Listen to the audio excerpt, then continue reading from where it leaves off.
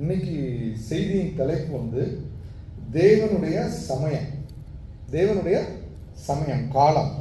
அதாவது நம்ம பார்க்குறோம் வேதத்தில் பிரசங்கியில் மூன்றாம் அதிகாரத்தில் போட்டிருக்கு, ஒவ்வொன்றிற்கும் ஒரு காலம் உண்டு, ஒவ்வொன்றுக்கும் ஒரு சமயம் உண்டு இல்லையா?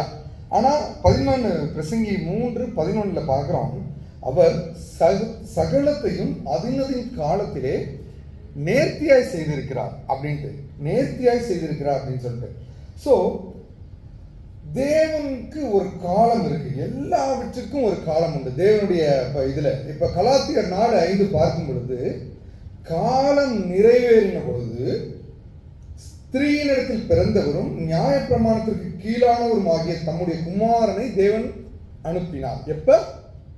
காலம் நிறைவேறின பொழுது. அப்ப அந்த காலம் வந்தோன்னு ஆண்டவர் அனுப்புறாரு, செய்யறாரு.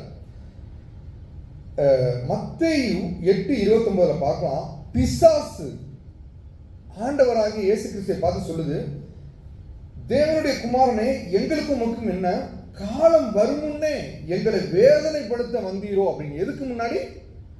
காலம் வரும் முன்னே. அப்ப ஆண்டவருக்கு எல்லாம் ஒரு காலம் வச்சிருக்கிறார், அவருக்குன்னு ஒரு டைம் டேபிள் வச்சிருக்காரு, ஒரு ஷெட்யூல் வச்சிருக்கிறாரு.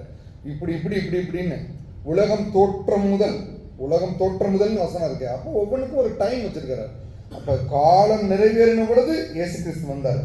அப்ப பிசாசு சொல்லுது, காலம் நிறைவேற, காலத்துக்கு முன்னாடி எங்களை துன்பப்படுத்த வேதனைப்படுத்த வந்தீரோ அப்படின்னு கேட்குது பிசாசு. அப்போ இயேசு கிறிஸ்து சொல்றாரு, பிதாவை யோவான் 4:21 நீ எங்கும் பிதாவை தொழுது கொள்ளும் காலம் வரும். அப்போ ஒரு காலம் வருது. எப்படி? எங்கும் பிதாவை தொழுது கொள்ளும் காலம் வரும். அப்போ தேவனுடைய அனாதி இதுல ஒவ்வொன்றுக்கும் ஒரு காலம் இருக்கு. இப்போ தேவனுடைய காலம்ன்றது எப்படி இருக்கும்னா, அவர் செஞ்சா எப்படி இருக்கும்? அது ரொம்ப நேர்த்தியா இருக்கும், ஏற்றதா இருக்கும், ரொம்ப உரியதா இருக்கும், கரெக்டா இருக்கும், சரியானதா இருக்கும் இல்லையா? ஆங்கிலத்தில் சொல்லணும்னா டியூ டைம்ல செய்வார், ரொம்ப ஆப்டா செய்வார், ரொம்ப கரெக்டா செய்வார், பர்ஃபெக்டா செய்வார், அப்படி சொல்லலாம் இல்லையா? சரி, இப்போ தேவனுடைய காலத்திற்காக நம்ம ஒவ்வொரு விஷயத்திற்காக காத்திருக்கணும், எல்லா விஷயத்துலையும்.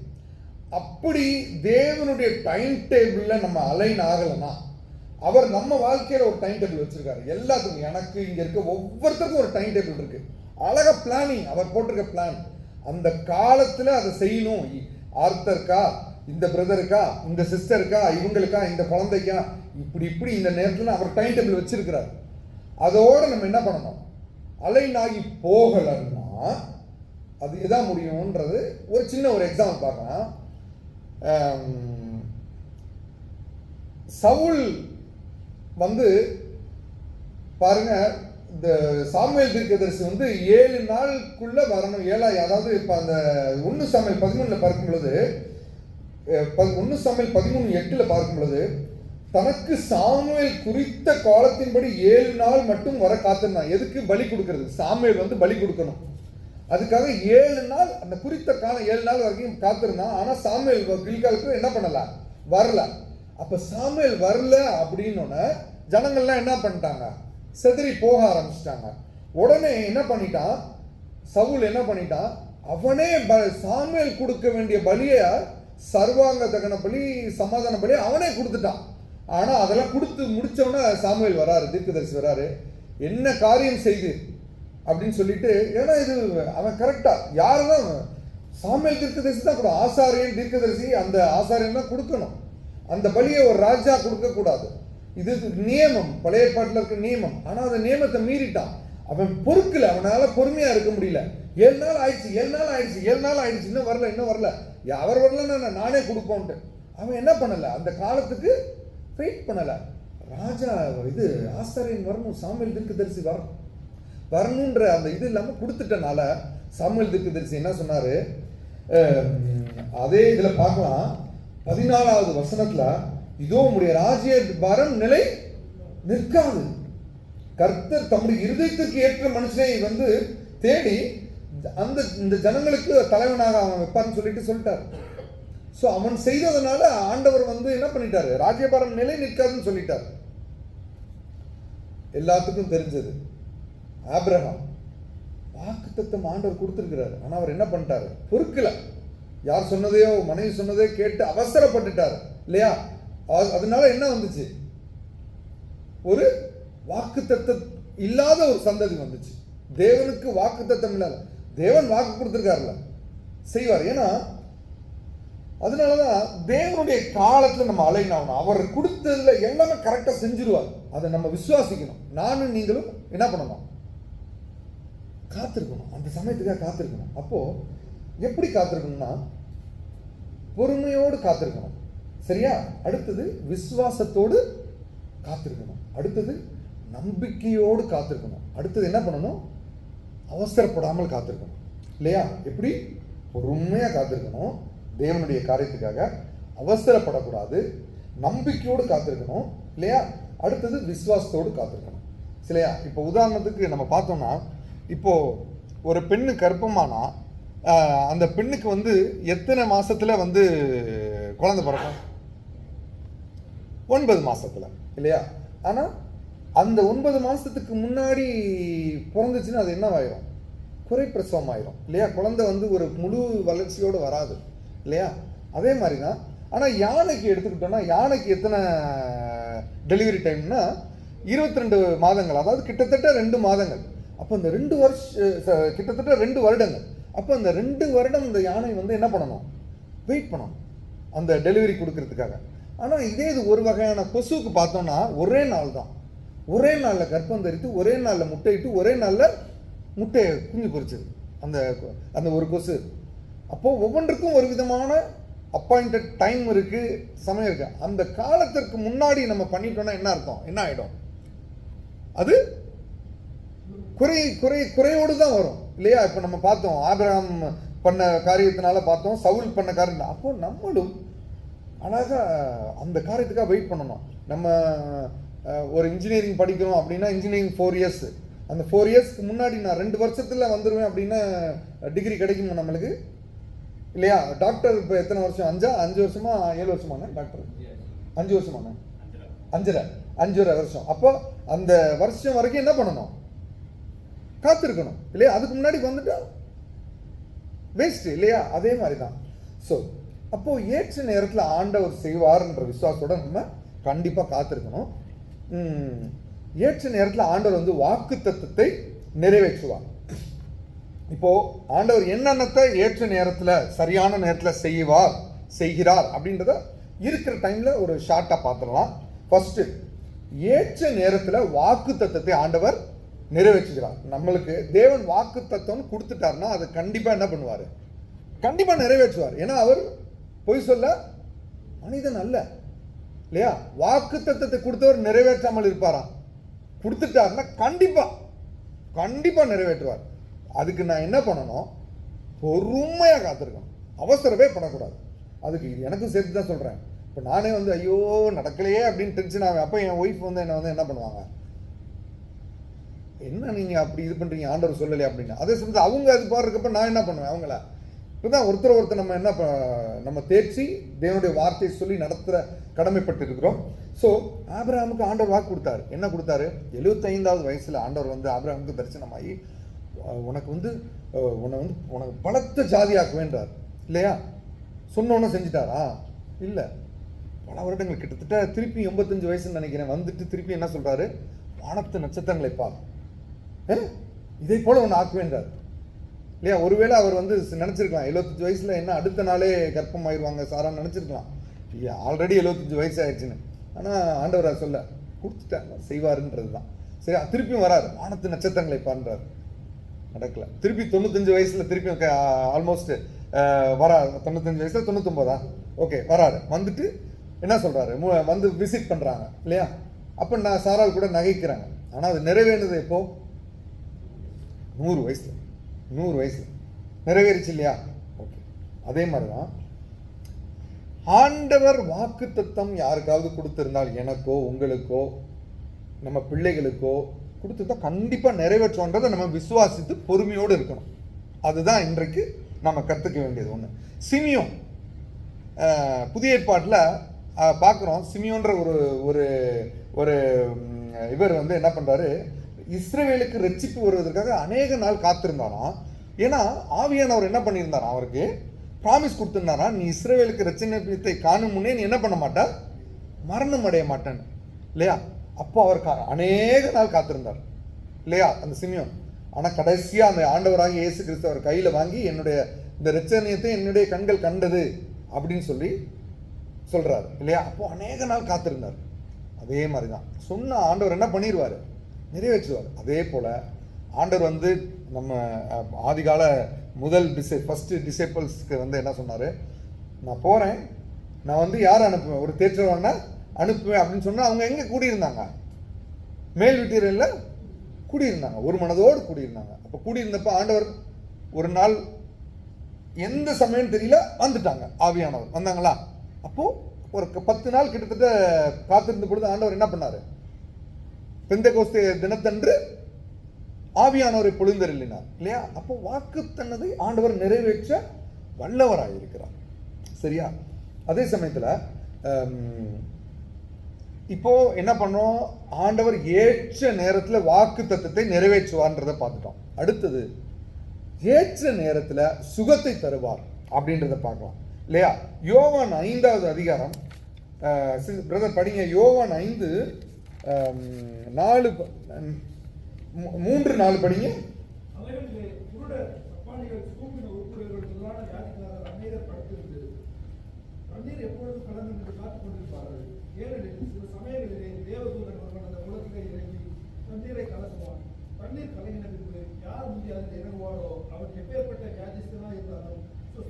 அப்போ அங்க வந்து இந்த 38 வருஷம் வியாதி இருக்கவன் சுகத்துக்காக அநேக நாள் காத்திருந்தான்.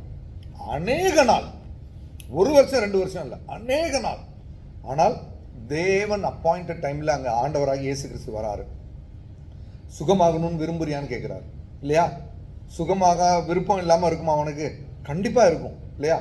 ஆமான்னு சொன்ன உடனே அவன் வாயில் அறிக்கை செய்த உடனேயே அவன் என்ன பண்றாரு, எழுந்து போ அப்படின்றாரு.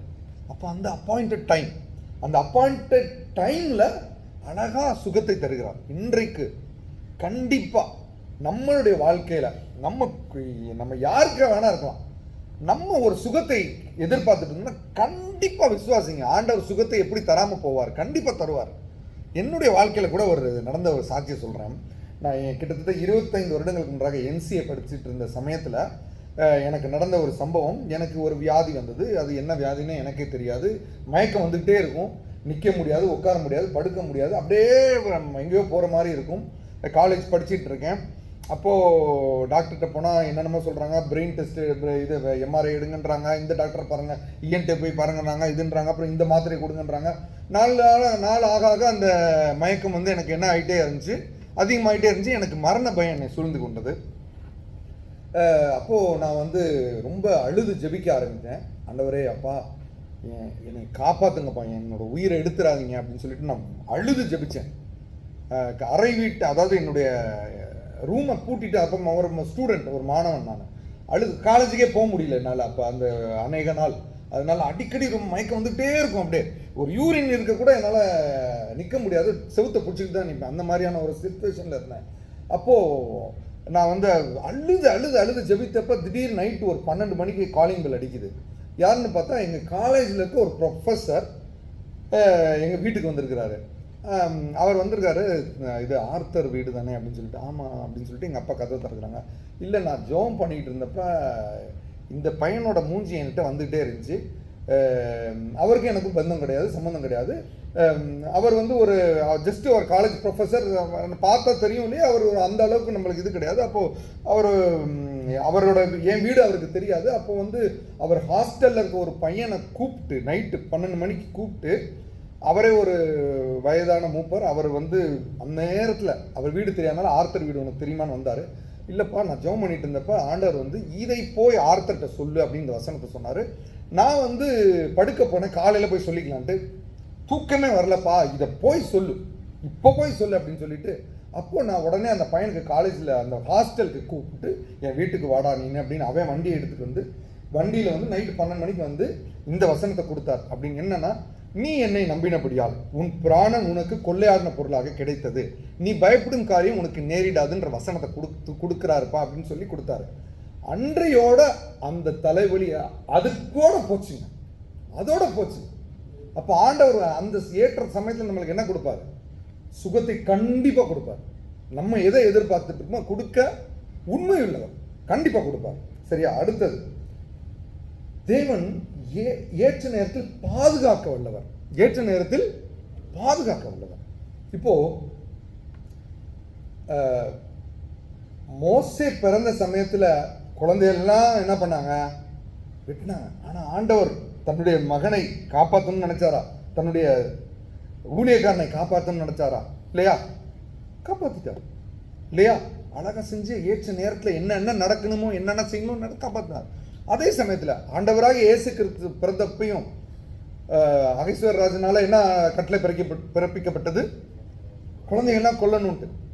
ஆனால் ஆண்டவர் சொப்பனத்தில் இல்லையா, யோசேப்புக்கு சொப்பனத்தில் இல்லை, நீ எங்கே போ, எங்கத்துக்கு போ, நான் சொல்ற வரைக்கும் அங்கே அப்படின்னு திசை திருப்பி விட்டார். அப்போ ஆண்டவர் என்ன பண்ண சித்தமாக இருக்கிறார்? பாதுகாப்பார். என்னையும் உங்களையும் நம்ம குடும்பத்தையும் நம்ம பிள்ளைகளையும் நம்ம குடும்பங்களையும் பாதுகாக்க தேவன் வல்லவர். அவர் விசுவாசிங்க, கண்டிப்பா பாதுகாப்பார். சரியா? என் வாழ்க்கையில இது தப்பா எடுத்துக்காதீங்க. இன்றைக்கு அநேக சாட்சிகளை நான் பகிர்ந்து கொள்றேன். ஏன்னா ஆபிரகாமுக்கு நடந்தது, யோசேப்புக்கு நடந்ததுன்னு சொல்றது நல்லதுதான்.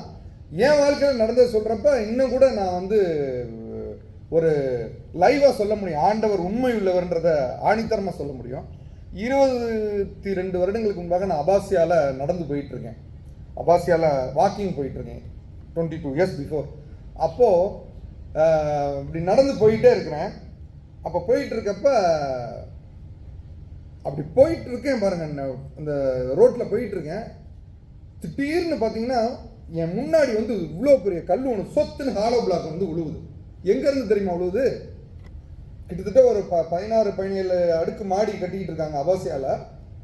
மேல இருந்து அந்த மஸ்ரிங்கெல்லாம் என்ன பண்றானுங்க, எட்டி பார்க்குறானுங்க. கல் இந்த இதுல போறப்ப அப்படியே வலிக்கி அப்படியே கல் விழுவுது.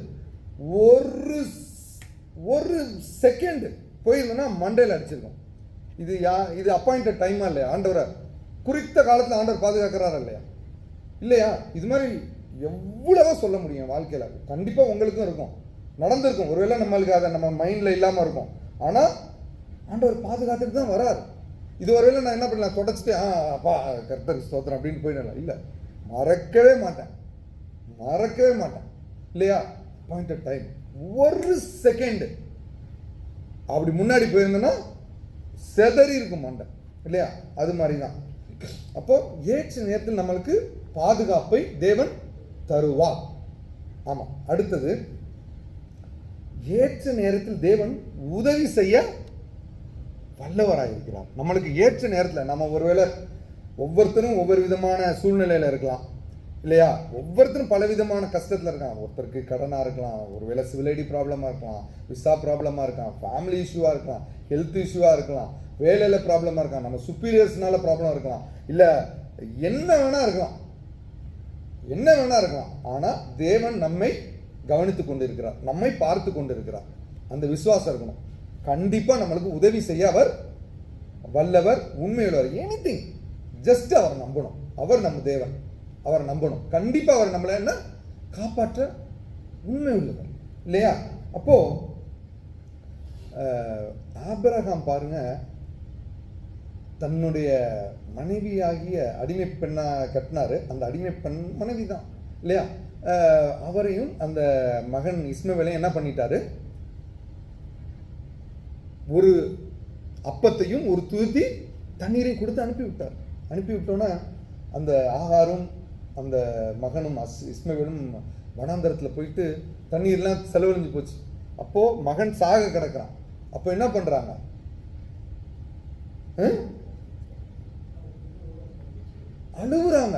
அழுகுறாங்க ஆண்டவரே அப்படின்னு சொல்லிட்டு. அப்போ ஆண்டவர் வானத்திலிருந்து பேசுறாரு. என்ன பேசுறாருன்னா, பிரதர் ஆதியாகமம் 21:17 படிங்க. தேவன் பிள்ளையின் சத்தத்தை கேட்டார்.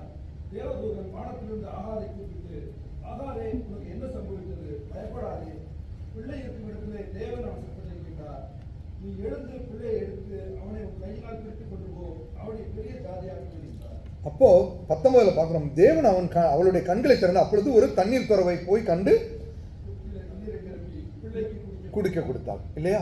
அப்போ ஆண்டவர் நம்மளுக்கு ஏற்ற நேரத்தில் நம்ம கதரும் பொழுது, நம்ம இக்கட்டான சூழ்நிலையில எந்த சூழ்நிலையா இருந்தாலும் கண்டிப்பா அவர் உண்மை உள்ள, நம்ம அதுக்கு பாத்திரவானோ இல்லையோ, ஆனா நம்ம அவரை நோக்கி கூப்பிடும் பொழுது கண்டிப்பா அவர் இரக்கம் செய்து நம்மளுக்கு கண்டிப்பா என்ன பண்ணுவார், உதவி செய்ய வல்லவராயிருக்கார். அதான் விசுவாசிக்கணும் நம்ம. சரியா? இப்போ 2 இன்சிடென்ட் கூட சாட்சி சொல்றேன். இதுதான் சைமனுக்கு, என் மகன் சைமனுக்கு 2 வயதான பொழுது சிலப்போ இந்த சாட்சி கூட நீங்கள் கேட்டிருக்கலாம். அவன் நான் ஆஃபீஸ்லேருந்து வந்தோன்னே என்னோட பர்ஸை நான் வச்சுட்டு நான் ட்ரெஸ் பண்ணிட்டு இருந்தப்போ அவன் பர்ஸில் ஏதோ பர்ஸை வச்சு விளாண்டுட்டு இருந்தான். திடீர்னு என் ஒய்ஃப் கூப்பிட்டாங்க, சீக்கிரம் ஓடி வாங்க, அவன் ஏதோ ஒரு மாதிரி பண்ணுறான் அப்படின்னு, சைமன் ஒரு மாதிரி பண்ணுறான் அப்படின்னாங்க. என்னன்னு பார்த்தா அப்படியே இது பண்ணுறான், ஆன்ட்டே இருக்கிறான். அவனுக்கு என்ன நடக்குதுன்னு எனக்கும் புரியல. ஏன்னா அப்போ தான் 2 வயசு குழந்தை, நான் புதிய கல்யாணம் ஆகி அப்போ தான் நாங்கள் இது சின்ன ஒரு ஒரு ஒரு ஃப்ரெஷர் தான், நாங்கள் ஒன்றும் பெரிய அனுபவசாலிகள் கிடையாது. அப்போது என்ன பண்ணுறதுன்னு எங்களுக்கு தெரியல, என்னன்னு தெரியல. அப்படியே கொஞ்ச நேரத்தில் அவன் அப்படியே ஏதோ வாந்தி எடுக்க ட்ரை பண்ணிக்கிட்டே இருக்கான். வாயிலேருந்து ரத்தம் வர ஆரம்பிக்குது. அப்படியே ஒரு மாதிரி அப்படியே ஃபெயிண்ட் ஆகுறான். நான் போய் பக்கத்து வீட்டிலலாம் தட்டுறேன், ஐயா அண்ணா ஐயா சீக்கிரம் வாங்க, என் பிள்ளைக்கு என்னமோ ஆயிடுச்சுன்னு எல்லாம் ஓடி வந்தாங்க. உடனே ஹாஸ்பிட்டல் கூட்டு போங்க அப்படின்றாங்க. உடனே ஹாஸ்பிட்டல் கூட்டு போங்க. நான் உடனே சிவில் ஐடி எடுக்கலை, ஒன்றும் போடலை, ஒன்றும் செய்யலை. ஏதோ பனியனோட அப்படியே கார் சாவியை எடுத்துக்கிட்டு வெளியில் வந்தால் அபாசியாவில் டிராஃபிக் நிற்கிது 2 கிலோமீட்டருக்கு. என்ன பண்ணுறதுன்னே எனக்கு தெரியல. அடிச்சு அந்த சைடில் இது இருக்கும்ல, அந்த ஆம்புலன்ஸ் போகிறதுக்கு அடிச்சு நொறுக்கிட்டு போகிறேன். போயிட்டு ஒரு ப்ரைவேட் கிளினிக் நுழைஞ்ச உடனே அதுக்கு நடுவில் ஒய்ஃப் கத்துறாங்க, ஐயோ கண்ணு 2 சொருகுதே, கண்ணு 2 பிள்ளைக்கு சொருகுதேன்னு. அப்படியே அவன் கண்ணு சொருகிருச்சு, அவனுக்கு கண்ணு 2 சொருகுதே, என் பிள்ளையை காப்பாற்றுங்க. நான் உடனே கால் பண்ணி வண்டி ஓட்டிகிட்டு இருக்கேன். பாஸ்டர் கால் பண்ணி ஜோம் பண்ணுறோம், நம்ம கில்பர்ட் பாஸ்டருக்கு, ஐயா பாஸ்டர் ஜோம் பண்ணுங்க பாஸ்டர்ன்ட்டு. உடனே அவர் பாஸ்டர் ஜோம் பண்ணுறாரு. பாஸ்டர் ஜோம் பண்ணி முன்னே எங்கள் அக்காவுக்கு வண்டி ஓட்டிக்கிட்டு ஜோம் பண்ணுறோம், ஐயோ ஜோம் பண்ணுங்கன்னு.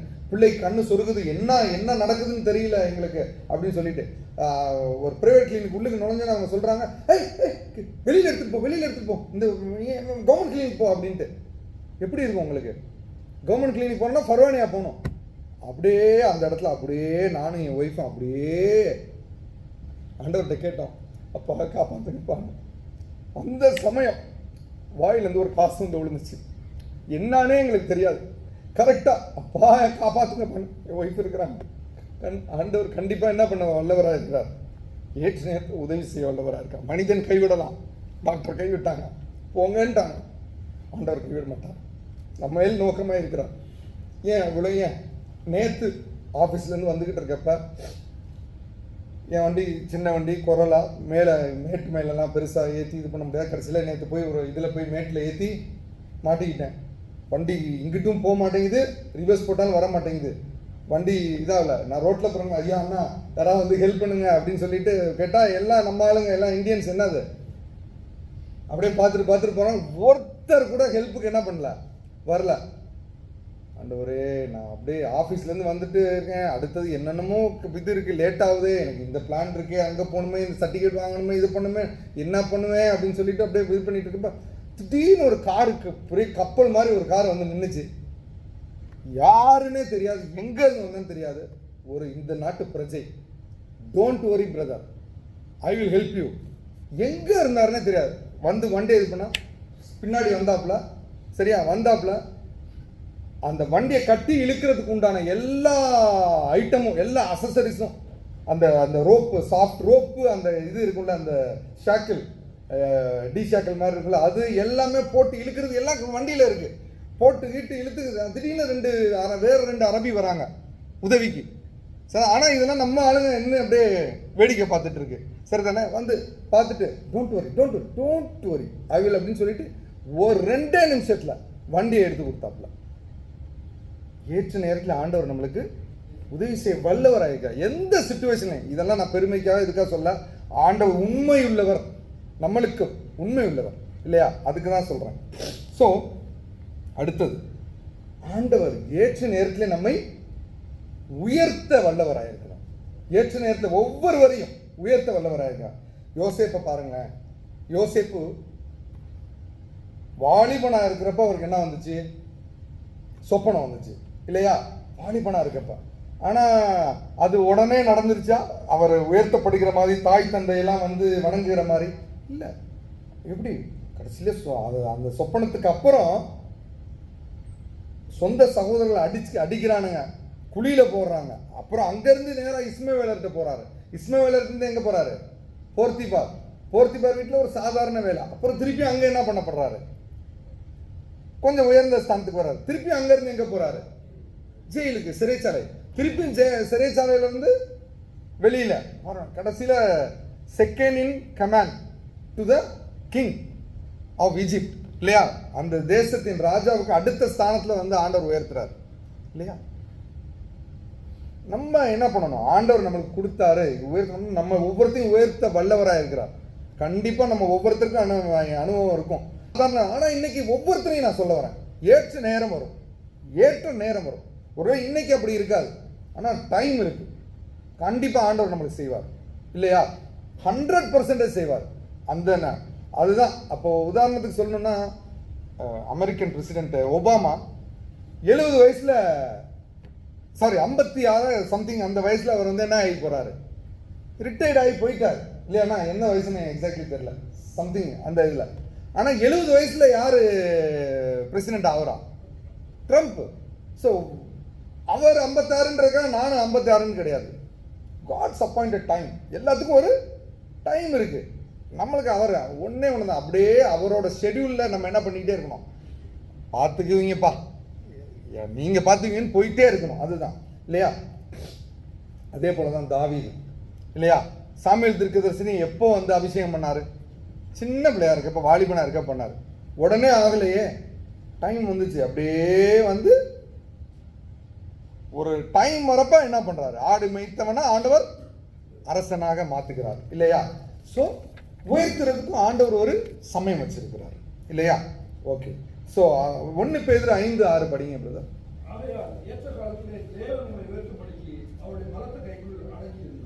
ஆமாம், இன்னும் வசனம் நிறையா இருக்கட்டும். ஸோ ஏற்ற காலத்தில் தேவன் உங்களை உயர்த்தும்படிக்கு அவருடைய பலத்த கைக்குள் அடங்கியிருங்க. நானும் நீங்களும் நம்ம குடும்பமும் நம்ம பிள்ளைகளும் அப்படியே எங்கே தான் உட்காந்துருக்கணும்? அவர் கையில். உயர்த்துவார், செய்வார், உதவி செய்வார், காப்பாற்றுவார், சுகம் கொடுப்பார். அப்படியே வெயிட் பண்ணுங்க, கண்டிப்பாக செய்வார்.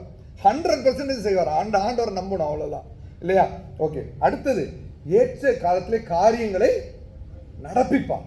எல்லா காரியத்தையும் ஏற்ற காலத்தில் அவர் செய்வார். லேவியாகமம் 26:4 பார்த்தோம்னா, ஏற்ற காலத்தை உங்களுக்கு மழையை பெய்ய பண்ணுவேன். அவருக்கு தெரியும். ஓகே, இந்த சீசன் எல்லாத்துக்கும் ஒரு சீசன், செட் சீசன் வச்சிருக்காரு. எல்லாத்துக்கும் அவரோட சீசன் இருக்கு, நம்ம சீசன் கிடையாது. அவர் நினைச்சா என்ன வேணா பண்ணுவார், எப்படி வேணா, அவரோட டைம் தான் இல்லையா? ஸோ அவரோட சீசன்ல என்ன பண்ணிடணும்? அப்படியே போகணும் இல்லையா? இப்போ யோவான்ல பார்க்குறோம், ஆண்டவராகி இயேசு கிறிஸ்து தாயாகிய மரியாள் வந்து கேட்டாங்க, இது மாதிரி இது பண்ணுங்க, அங்கே உதவி ஹெல்ப் பண்ணுங்கன்னு சொன்னா அவர் என்ன சொன்னார்? என் வேலை இன்னும் வரல அப்படின்னாரு. ஆனால் பண்ணாரு. பட் ஆனால் அவர் என்ன சொல்றாரு? ஸோ அவர் வந்து ஆண்டவராகி இயேசு கிறிஸ்து எதை பேஸ் பண்ணி தான் போனார்? ஒவ்வொன்றும் ஷெடியூல், ஆண்டவரோட time, apt time, due time அப்படின்றத பேஸ் பண்ணி தான் போனார். இது மாதிரி நிறைய சொல்லலாம். இன்னும் சீசர்களை பார்த்து சொன்னார், யோவான் 7:8, என் வேலை இன்னும் வராதபடியால் நான் அந்த பண்டிகைக்கு இப்போ போகவில்லை. அப்போ ஆண்டவர் வந்து ஒவ்வொன்றும் என்ன பண்ணார்? லாசர் மரிச்சாலும் வெயிட் பண்ணி தான் போனார். டைம் அவருக்கு தெரியும், அந்த டைம். ஸோ லேட் ஆகுது, டிலே ஆகுது, இப்படி போச்சு, அது போச்சு அப்படின்லாம் ஒருவேளை மனுஷீகமாக மாம்சத்தில் நம்ம நினைக்கலாம் இல்லையா? நம்ம எல்லாருமே அப்படி தான் மாம்சத்தில் நினைக்கலாம், ஐயோ என்ன பண்ணுவேன் அப்படின்னு. ஆனால் நம்ம ஆண்டவர் உண்மையில் செய்வார். By the grace of God he will do. நம்மளுக்காக கண்டிப்பாக செய்வார் நம்ம நினைக்கிறத இல்லையா? இப்போது நம்ம பார்க்கலாம், ஆபிரகாமுக்கு ஆண்டவர் சொல்கிறாரு, உன்னுடைய சந்ததி வந்து அந்நிய தேசத்தில் புரோஜாகிட்ட 400 வருஷம் என்ன பண்ணுவாங்க? அடிமையாக இருப்பாங்கன்னாரு. வந்துச்சு ஏற்ற நேரத்தில். அதே போல் அடிமையாக இருந்தாங்க, ஆனால் புறப்பட்டு வந்தாங்க இல்லையா? ஆண்டவர் சொன்னது அப்படியே நடக்கும் சரியா? சில சமயம் காரியங்கள் மாறும், இது பண்ணும். அவரோட ஷெடியூலில் பல காரியங்கள் மாறும், ஆனால் அவரோட ஷெடியூலில் ஹீ நோஸ் எவ்ரிதிங். அவரோட ஷெடியூலை கரெக்டாக செஞ்சு கொண்டு போவார் சரியா? அதே சமயத்தில் ஏசாயா தீர்க்கதரிசியில் சொல்கிறாங்க 7:14 பிரதர். ஏசாயா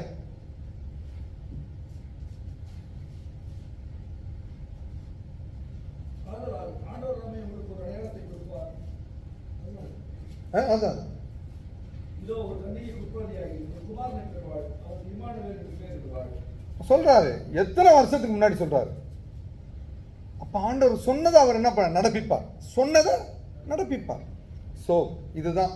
ஸோ நம்ம பார்த்தது இது என்னன்னா, ஆண்டவருக்கு ஒரு டைம் இருக்கு, ஒவ்வொன்றுக்கும் ஒரு காலம் இருக்கு. அவர் செய்யும் பொழுது அது ஆப்டா இருக்கும், கரெக்டாக இருக்கும், பெர்ஃபெக்டாக இருக்கும். டியூ டைமில் நம்ம வாழ்க்கையில் செய்வார். ஒருவேளை குழந்தைக்காக காத்திருக்கலாம், இல்லை கல்யாணத்துக்காக காத்திருக்கலாம், இல்லை நல்ல வேலைக்காக காத்திருக்கலாம், இல்லை லோன் அடைக்கிறதுக்காக காத்திருக்கலாம், லோனுக்காக காத்திருக்கலாம், வாட் எவர் இட் மேபி. ஆண்டவர் அந்த நேரத்தில் நம்ம எதிர்பார்க்கும் முடிவை நம்மளுக்கு தர உண்மை உள்ளவராக அவர் கொடுத்தாருன்னா அது அவரோட இது. ஸோ நம்ம அவரை பிலீவ் பண்ணணும், ஹீ நோஸ் அப்படின்றது தான். ஸோ அவருடைய காலத்திற்காக நாம் காத்திருக்கணும். ஆனால் அவர் வாக்கு கொடுத்துருக்கும் பொழுது அவசரப்பட்டுட்டோம்னா ஆபிரகாமும் சவுலும் நம்மளுக்கு ஒரு எக்ஸாம்பிள். ஸோ ஏற்ற நேரத்தில் வாக்கு தத்துவத்தை நிறைவேற்ற வல்லவராக இருக்கிறார். ஏற்ற நேரத்தில் நமக்கு சுகத்தை தர வல்லவராக இருக்கிறார். ஏற்ற நேரத்தில் உதவி செய்ய வல்லவராக இருக்கிறார். ஏற்ற நேரத்தில் நம்மை பாதுகாக்கிறார். ஏற்ற நேரத்தில் நம்மை உயர்த்துவார். ஏற்ற நேரத்தில் நம்முடைய வாழ்க்கையிலே காரியங்களை அவர் நடப்பிப்பதற்கு உண்மை உள்ளவராக இருக்கிறார். அதற்கு நாம் அவரை விசுவாசித்து, அவரை நம்பி, அவர் மேலே முற்றிலுமா அவர் என்ன பண்ணணும், அவரை நம்பி அப்படியே அவரை பிலீவ் பண்ணி சரியாக அவசரப்படாமல் பொறுமையாக இருக்கும் பொழுது ஆண்டவர் கரெக்டாக செய்வார். தேவனுடைய நாமம் மாத்திரம் மகிமைப்படுவதாக. ஆமென்.